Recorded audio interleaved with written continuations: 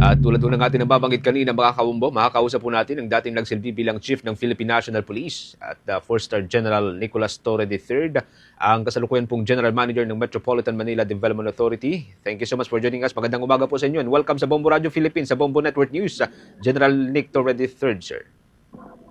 Magandang umaga, sir. Magandang umaga sa inyong mga tagapakinig. Thank you so much for joining us. Tayo po napapanood at napapakinggan ng live sa ating 32 stations nationwide, si Bombo Genesis at Bombo J po ito.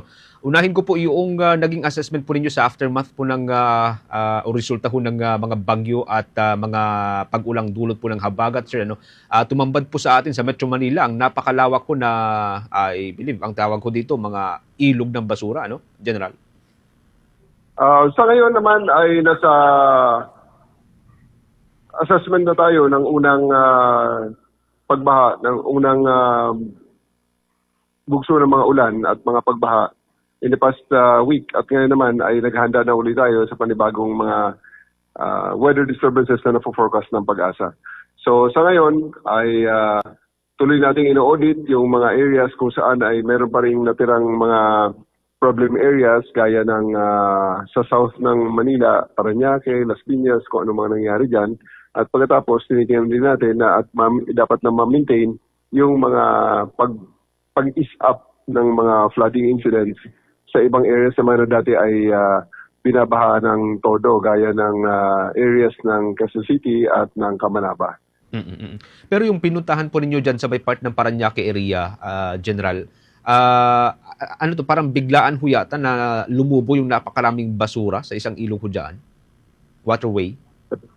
Opo.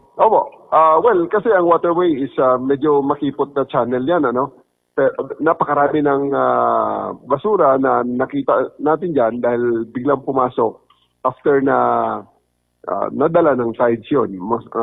Ang nakita natin doon is nadala ng tide, papasok dito sa waterway at hindi na uling nakalabas at lalong nag-accumulate ng lumakas ang ulan at ang tides ay papunta rito sa loob. Kaya ito nakita natin. Tapos isa pa nakita natin doon dahil meron tayong truss trap doon, supposedly sa mas malayo, naputol yun at nakapasok ang mga basura dito sa loob ng waterway. At siguro naman, blessing in disguise na rin yun. At least nakita natin na ganito karami at natanggal natin sa waterway at nailagay na natin sa ating landfill. So hopefully, ang ating mga kababayan ay nakita na ang epekto nung paanong nangyayari pag nagtatapon tayo ng basura sa mga lugar na hindi dapat pagtapunan.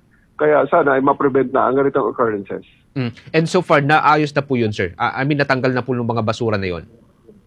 Yes. So far, nakuha na natin yung major bulk niya, mahigit 200 truck ang ating nakuha dyan. Grabe. At ang mga natira na lang siyempre, yung mga maliliit na dapat ay hindi na dumami pa. Grabe yung 200 na truck ng basura, Abo mo, Jai, with your follow-up kay General. General, kumusta naman yung mga pump stations ng Metropolitan Manila Development Authority so far after ng ilang araw ng mga pagbaha? Lahat ng pumping station natin, 71 pumping stations of MMDA are working at pagkatapos meron tayong mga naka-deploy na mga mobile booster pumps na ginagamit natin sa mga lugar na inland na may nakitang inland flooding tapos pwedeng dalhin sa kalapit na waterway at ito ay ginagamit natin pag hindi na kaya ng gravity or nung natural na daloy ng tubig papunta sa ating mga waterway. So okay naman sa ngayon at may mga nakikita tayong mga kailangang i-maintain, routine maintenance ng mga water pump, ng mga pumping station which is just normal. At ito ay ginagawa natin habang hindi pa dumarating ang kasunod na mga pag-ulan. Since typhoon na season na nga, General, ano yung mga preparations ng MMDA sa mga next pa na mga bagyo, ilang mga kalamidad pa na darating? Ang central theme namin, working theme namin dito sa MMDA is always na prepared, not surprised. So gusto namin na ang aming footing ay palagi nakahanda at in-anticipate kung ano ang kasunod na mga epekto ng mga napo-forecast na weather disturbances ng ating Pag-asa. So sa ngayon, tuloy-tuloy ang aming audit ng lahat ng mga waterways, sinisiguro na walang mga bara at hindi silted at siguraduhin natin na ito ay kaya ang capacity or working at the optimum capacity.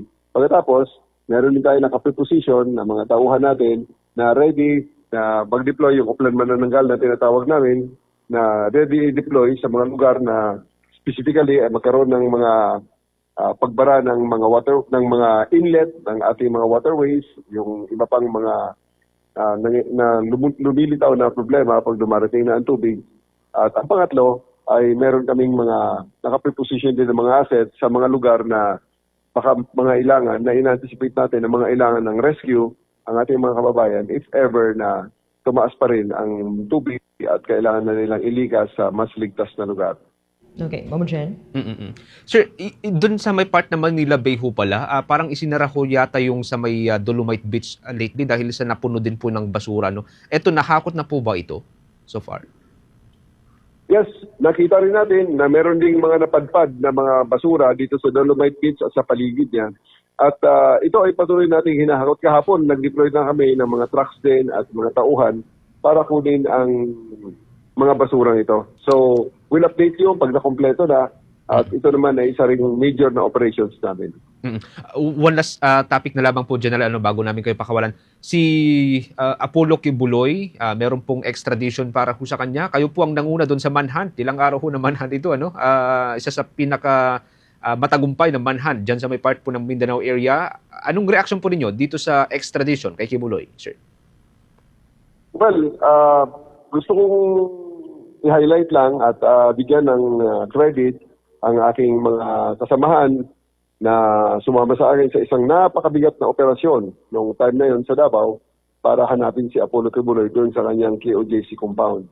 At itong lahat ng ito, ang pag-request ng US ng kanyang extradition na isang validation na tama ang aming ginawa at talagang hindi lang siya wanted dito sa Pilipinas, kundi wanted din siya sa ibang bansa. Kaya ako'y we are relieved na parang kami ay nabulutan ng tinik sa mga agam-agam at sa mga questions na palaging binabato sa amin ang kanyang mga supporters at aming mga kritiko. Dahil sa ngayon ay nakita nga natin validated ang ating actions at pati ang US ay gusto na siyang i-prosecute at hinihingi na ang kanyang extradition papunta sa US. Okay. General, again, thank you so much for joining us sa Bombo Radio Philippines. Ingat po kayo, sir. Maraming salamat din po, sir. Ang dati pong Chief ng Philippine National Police at 4-star General Nicolas Toro III, kasalukuyan pong General Manager ng Metropolitan Manila Development Authority.